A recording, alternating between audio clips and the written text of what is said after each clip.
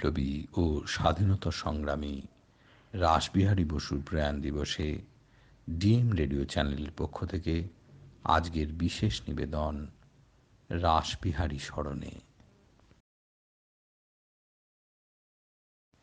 আজকের নিবেদন অচেনা ও অজানা রাসবিহারী। নেতাজি সুভাষচন্দ্র ও তার আজাদ হিন্দ ফৌজ ব্রিটিশ শাসনের ভিত কিভাবে নড়িয়ে দিয়েছিল তা নিয়ে প্রায়শই আলোচনা হতে দেখা যায়। তখন কেন যেন উপেক্ষিত মনে হয় আরও এক দেশনেতা রাসবিহারী বসুকে। মনে রাখা উচিত, আজাদ হিন্দ ফৌজ গঠন করেছিলেন স্বয়ং রাসবিহারী বসু। তারই তৈরি করা ভিতের উপর স্বাধীনতার লড়াই লড়েছিলেন আমাদের প্রিয় নেতাজি। 1886 সালের 25শে মে রাসবিহারী বসু জন্মগ্রহণ করেন বর্ধমানের সুবলদহ গ্রামে। পিতা বিনোদ বিহারী বসু, তার কর্মক্ষেত্র ছিল এই হুগলি জেলারই চন্দননগরে। তাই রাসবিহারীর শিক্ষালাভ শুরু হয় এই চন্দননগর থেকেই। ভারতীয় স্বাধীনতা সংগ্রামের মহাবিপ্লবী রাসবিহারী বসু জাপানে রাজনৈতিক আশ্রয় নিয়েছিলেন আজ থেকে প্রায় 100 বছর আগে। 1915 সালে রবীন্দ্রনাথ ঠাকুরের আত্মীয় সেজে পিএন ঠাকুর ছদ্মনামে। কত যে নাটকীয় ঘটনা ঘটেছে তার প্রবাস জীবনে, যা বাঙালি জানে না বললেই চলে। তিনি কি প্রথম বাঙালি যিনি জাপানে প্রথম বিয়ে করেছিলেন জাপানি নারীকে? তার স্ত্রীর নাম ছিল তোশিকো বসু। তিনি প্রথম ব্যক্তি যিনি জাপানের মাটিতে প্রথম ভারতীয় যিনি প্রতিষ্ঠিত করেছিলেন ইন্দো নোমন বা ভারতীয় তরুণ নামে এক রেস্টুরেন্টের। এটাই প্রথম ভারতীয় রেস্টুরেন্ট জাপানে। তিনিই প্রথম বাঙালি যিনি জাপানে প্রথম এশিয়া নামে একটি ম্যাগাজিন প্রকাশ করেছিলেন। রাসবিহারী বসুই সেই বাঙালি যিনি বহু কাঠখড় পুড়িয়ে জাপানের সামরিক সরকার প্রধানমন্ত্রী জেনারেল তোজো হিদেকিকে বশ করে জার্মানিতে পলাতক সুভাষচন্দ্র বসুকে জাপানে আনতে সক্ষম হয়েছিলেন। ত্বরান্বিত হয়েছিল ভারতীয় স্বাধীনতার লড়াই। নেতাজি উপাধিটি তিনিই দিয়েছিলেন বলে কোনো কোনো জাপানি লেখকের গ্রন্থে আমরা জানতে পারি। আজকাল প্রায় রাতে ঘুম আসে না মেয়েটির। জানালার পাশে বসে তাকিয়ে থাকে দূরে। এলোমেলো চিন্তা ঢেউয়ের মতো আছড়ে পড়তে থাকে মনে। গত 1.5 মাসে বাড়ির পরিবেশ আমূল বদলে গিয়েছে। চারিদিকে একটা চাপা আতঙ্ক। মা বাবা তো বটেই, দোকানের প্রতিটি কর্মচারীও কেমন সন্ত্রস্ত। সব কিছুর কারণ সেই ভারতীয় বিপ্লবী। 1.5 মাসের বেশি যিনি আত্মগোপন করে রয়েছেন বাড়ির পিছনে রুটি কারখানার পরিত্যক্ত গুদাম ঘরে। সাদা পোশাকের গোয়েন্দারা সর্বক্ষণ ওত পেতে আছে আশেপাশে। ধরা পড়লেই পরিবারের এতদিনের সম্মান, তিল তিল করে গড়ে তোলা ব্যবসা ধুলোয় মিশতে সময় নেবে না। জাপান থেকে কত দূরের পথ ভারতবর্ষ। সেখানকার এক তরুণ বাঙালি বিপ্লবীর সঙ্গে শিনজুকু শহরের সম্ভ্রান্ত সোমা পরিবারের ভাগ্য যে এভাবে জড়িয়ে যাবে কল্পনাও করেননি পরিবারের বড় মেয়ে সদ্য 20 তোশিকো। বাবা আইজো সোমা আর মা কোকো সোমা বিখ্যাত নাকামুরায়া স্টোরের মালিক।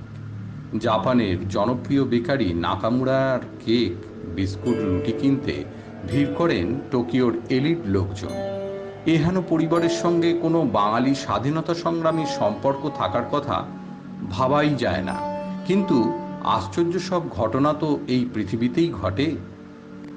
বার কয়েক সেই বিপ্লবীকে দূর থেকে দেখেছেন তোশিকো। নাম রাসবিহারী বসু। স্বাস্থ্যবান, সুঠাম যুবা, চওড়া দৃঢ় চোয়াল, দৃপ্ত 2 চোখ। মানুষটাকে দেখে বুক শিরশির করেছে তোশিকোর। জাপানিরাও দেশভক্ত, স্বাধীনতা প্রিয়। পরাধীনতার শৃঙ্খল ছিন্ন করার তাগিদ তাদেরও মজ্জাগত। এই যুবকটি 3 মাস জাহাজে ভেসে মৃত্যুর ঝুঁকি নিয়ে অচেনা দেশে এসেছেন নিজের দেশের স্বাধীনতার লড়াইকে এগিয়ে নিয়ে যাবেন বলে। ব্রিটিশ শাসককে ঘোল খাইয়ে ছাড়ছেন। তোশিকো মনে মনে শ্রদ্ধা করেছেন মানুষটিকে। আর ভালো লাগা, শিক্ষিতা অন্তর্মুখী জাপানি তরুণী এর থেকে তেমন কোনো ভাবনাকে প্রশ্রয় দিতে চাননি। তবু মন উচাটন। হঠাৎ হঠাৎ চোখের সামনে ভেসে ওঠে তার মুখ। বার কয়েক সেই বিপ্লবীকে দূর থেকে দেখেছেন তোশিকো। নাম রাসবিহারী বসু। স্বাস্থ্যবান, সুঠাম যুবা, চওড়া দৃঢ় চোয়াল, দৃপ্ত দুই চোখ। মানুষটাকে দেখে বুক শিরশির করেছে তোশিকোর। জাপানিরাও দেশভক্ত, স্বাধীনতা প্রিয়। পরাধীনতার শৃঙ্খল ছিন্ন করার তাগিদ তাদেরও মজ্জাগত। এই যুবকটি 3 মাস জাহাজে ভেসে মৃত্যুর ঝুঁকি নিয়ে অচেনা দেশে এসেছেন নিজের দেশের স্বাধীনতার লড়াইকে এগিয়ে নিয়ে যাবেন বলে। ব্রিটিশ শাসককে ঘোল খাইয়ে ছাড়ছেন। তোশিকো মনে মনে শ্রদ্ধা করেছেন মানুষটিকে। আর ভালো লাগা, শিক্ষিতা অন্তর্মুখী জাপানি তরুণী এর থেকে তেমন কোনো ভাবনাকে প্রশ্রয় দিতে চাননি। তবু মন উচাটন। হঠাৎ হঠাৎ চোখের সামনে ভেসে ওঠে তার মুখ। 1915 সালের জুন মাস। রাসবিহারী অবতরণ করলেন কোবে বন্দরে। হাতে নামমাত্র টাকা। কোবে থেকে গেলেন টোকিও। সেখানেই পরিচয় এক তরুণ চীনা বিপ্লবীর সঙ্গে। তিনি পরবর্তীকালের বিশ্ব বরেণ্য বিপ্লবী সান ইয়াতসেন। আলাপ হলো সামুরাই নেতা মিতসুরু তোয়ামার সঙ্গে। সন্তান স্নেহে তিনি কাছে টেনে নিয়েছিলেন রাসবিহারীকে। 27শে নভেম্বর টোকিওতে লালা লাজপত রায়ের সঙ্গে সভা করলেন। খবর গেল ব্রিটিশ গোয়েন্দাদের কাছে। তারপরই ব্রিটিশ সরকারের চাপে জাপান মারফত জারি হল নির্বাসনের আদেশ। তোয়ামার অনুরোধে রাসবিহারীকে বাঁচাতে আশ্রয় দিতে রাজি হলেন বেকারি মালিক আইজো ও কোকোসোমা। অল্প দিনের মধ্যেই রাসবিহারী হয়ে উঠলেন তাদের ঘরের ছেলে। বাবা আর মা বলে ডাকতেন কোকোসোমা ও আইজো সোমাকে। কোকোসোমা তার নিজের বইয়ে লিখেছেন, মাস চারেক পর রাসবিহারীর উপর থেকে নির্বাসন দণ্ড উঠে গেল। 1916 এপ্রিলের এক সকালে আমার ঘরে বিদায় জানাতে এলেন। তখন আমি শয্যাশায়ী, শরীর ও মনে একদম বিধ্বস্ত। রাসবিহারীকে লুকিয়ে রাখতে গিয়ে যে প্রবল মানসিক চাপ সহ্য করতে হয়েছিল, তাতে আমার বুকের দুধ শুকিয়ে গিয়েছিল। দুধ না পেয়ে মারা গিয়েছিল আমার সদ্যজাত কন্যা। তবু ওই ভারতীয় যুবার প্রতি বিন্দুমাত্র বেতৃষ্ণা আসেনি। উল্টে জানালা দিয়ে তার চলে যাওয়া দেখে কান্না সামলাতে পারিনি। সেই দিনই পণ করি ভারতের আত্মার সঙ্গে যুক্ত হলাম আমরা, এবং ভারতের এই বিপ্লবীকে সর্বশক্তি দিয়ে রক্ষা করব। নাকামুরায়া থেকে বেরিয়ে আজাবু অঞ্চলে বাড়ি ভাড়া নিয়েছিলেন রাসবিহারী। যারা তার প্রাণ বাঁচিয়েছেন তাদের সবাইকে একদিন বাড়িতে নৈশভোজে ডাকলেন। নিজের হাতে ভারতীয় কারি রান্না করেছিলেন আর সবাইকে অবাক করে একটা ধন্যবাদ সূচক বক্তৃতা দিয়েছিলেন জাপানিতে। সেই পার্টিতেই প্রথম মুখোমুখি পরিচয় তোশিকো ও রাসবিহারীর। বিষয়টি চিন্তায় ফেলল তোয়ামাকে। অনেক ভেবে সমাধান পেলেন। খানিক ইতস্তত করে তা বলেই ফেললেন সোমা দম্পতিকে। তাদের বড় মেয়ে তোশিকোর সঙ্গে তিনি বিয়ে দিতে চান রাসবিহারীর। তাতে লোকের সন্দেহ কমবে, পুলিশের নজর এড়ানো যাবে। জাপানি মেয়ের সঙ্গে বিয়ে হলে রাসবিহারীর জাপানের নাগরিকত্ব পাওয়াও সহজ হবে। প্রস্তাব শুনে স্তব্ধ হয়েছিলেন আইজো আর কোকোসোমা। তোশিকো তাদের আদরের মেয়ে। শিক্ষা, স্বভাব, রূপ কোনো দিকেই কমতি নেই। জাপানের সেরা পাত্রদের মধ্যে কাড়াকাড়ি পড়ে যাওয়ার কথা তাকে বিয়ে করার জন্য। আর তাকে কিনা তুলে দেবেন পুলিশের তাড়া খেয়ে বেড়ানো এক কপর্দকশূন্য বিদেশি বিপ্লবীর হাতে, যে কোনো মুহূর্তে পুলিশের গুলিতে যার মৃত্যু হতে পারে। বেঁচে থাকলেও পালিয়ে লুকিয়ে বেড়াতে হবে। আবার রক্ষণশীল জাপানি সমাজে ভিন জাতি বা ভিন ধর্মে এই বিয়েতে একঘরে হওয়ারও আশঙ্কা রয়েছে। কিন্তু তোয়ামার প্রস্তাব ফেরানো তাদের পক্ষে প্রায় অসাধ্য। আর রাসবিহারীও তাদের বড় কাছে। কি এক মায়ায় তাদের বেঁধে ফেলেছে এই ভারতীয় ছেলেটি। বাঁচানোর উপায় একটাই, তোশিকো। একদিন তোশিকোকে কথাটা বলেই ফেললেন কোকোশোমা। প্রতিবাদ কান্নাকাটি আশা করেছিলেন, কিন্তু তাকে অবাক করে শান্ত তোশিকো মাকে বললেন, আমাকে মনস্থির করার জন্য একটু সময় দাও। বিষয়ের গভীরতা বুঝতে ভুল হচ্ছে না তো মেয়েটার? মা তাকে এই বিয়ের যাবতীয় সমস্যা বোঝালেন। মেয়ের একই উত্তর, আমি ভেবে জানাচ্ছি। 3 সপ্তাহ পরে তোশিকো বললেন, আমি মিস্টার বোসকে বিয়ে করতে চাই, তাকে রক্ষা করতে চাই, এই সিদ্ধান্ত বদলাবো না। সোমা দম্পতি এবার রাসবিহারীর কাছে তার মত চান। উত্তর এলো, বিপ্লব আমার ধ্যান জ্ঞান। বিয়ের কথা কখনোই ভাবিনি, আমার যা জীবন তাতে এসব ভাবার কথাও না। তবে মিস্টার তোয়ামা যদি এটাই চান এবং মিস তোশিকো যদি রাজি থাকেন, তাহলে আমি বিয়ে করব। 100 বছর আগে 1918-র 9 জুলাই তোশিকো রাসবিহারীর গোপন বিয়ের সাক্ষী থাকলেন গুটি কয় মানুষ। জাঁকজমকে যে বিয়ে সাড়া ফেলার কথা, সেখানে বর বা কনে কোনো পক্ষেরই কোনো আত্মীয় বন্ধু পর্যন্ত উপস্থিত ছিলেন না। কোকো তখনও শয্যাশায়ী। দোতলা থেকে দেখলেন অতি সাধারণ পোশাকে তার মেয়ে চলেছেন বাবার হাত ধরে।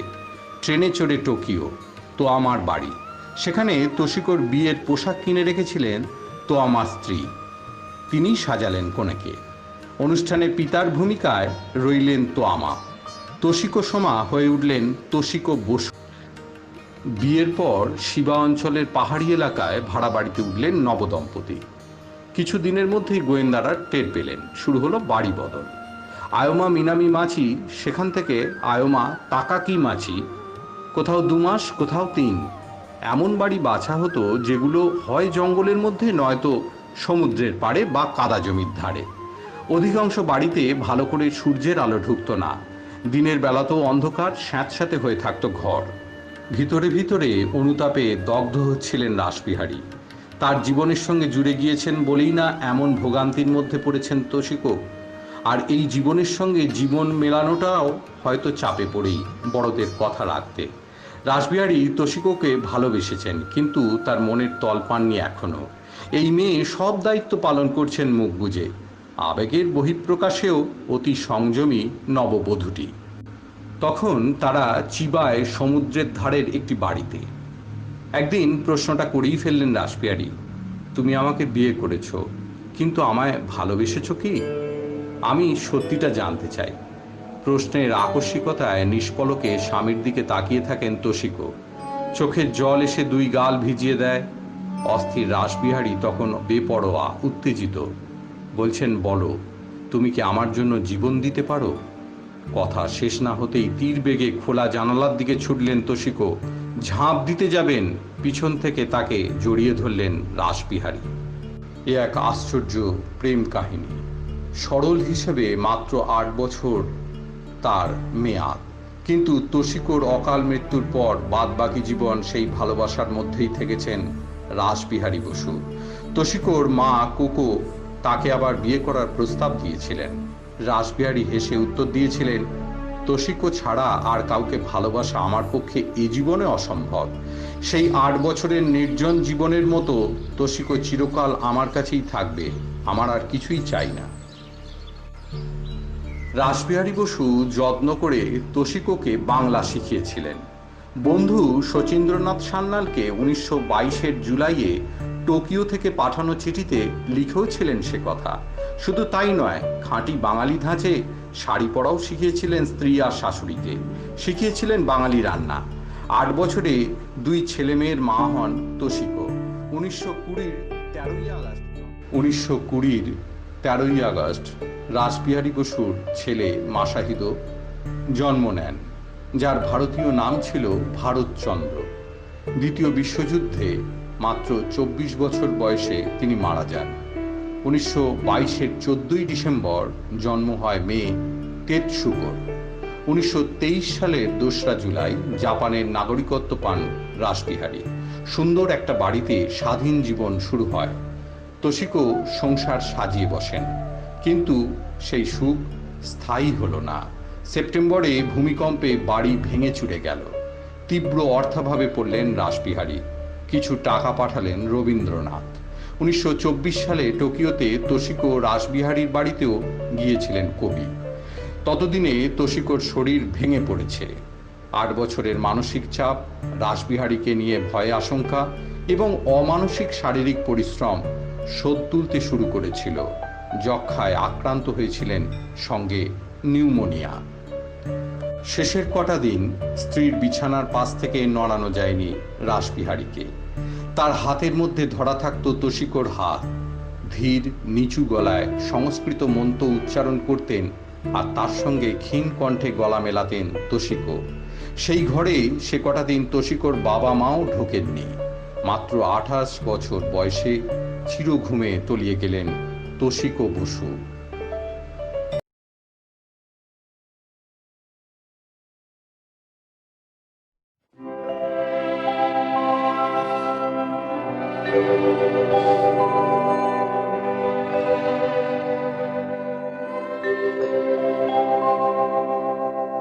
আগুনের পরশমণি ছোঁয়াও প্রাণে, এ জীবন পুণ্য করো, এ জীবন পুণ্য করো, এ জীবন পুণ্য করো, এ জীবন পুণ্য করো দহন দানে।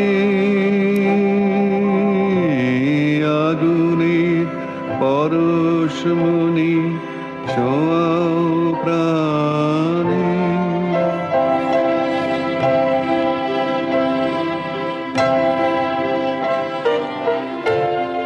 আমার এই দেহ খানি তুলে ধরো, তোমার ওই দেবালয়ের প্রদীপ করো। নিশিদিন আলোক শিখা জ্বলুক গানে, নিশিদিন আলোক শিখা জ্বলুক গানে। আগুনের পরশমণি ছোঁয়াও প্রাণে।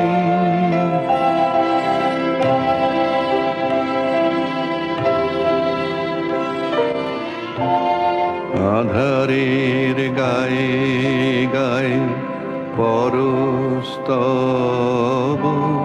সারা রাত ফোটাক তারা নব নব। আধারের গায়ে গায়ে পরস্তব, সারা রাত ফোটাক তারা নব নব। নয়নের দৃষ্টি হতে ঘুচবে কালো, যেখানে পড়বে সেথায় দেখবে আলো। ব্যথা মোর উঠবে জ্বলে ঊর্ধ্বপানে, ব্যথা মোর উঠবে জ্বলে ঊর্ধ্বপানে। আগুনের পরশমণি ছোঁয়াও প্রাণে, এ জীবন পুণ্য করো, এ জীবন পুণ্য করো, এ জীবন পুণ্য করো, এ জীবন পুণ্য করো দহন দানে। আগুনের পরশমণি ছোঁয়াও প্রাণে। বীর বিপ্লবী ও স্বাধীনতা সংগ্রামী রাসবিহারী বসুর তিরোধান দিবসে ডিএম রেডিও চ্যানেলের পক্ষ থেকে এই বিপ্লবীর প্রতি আমাদের আন্তরিক শ্রদ্ধা ও সশ্রদ্ধ প্রণাম।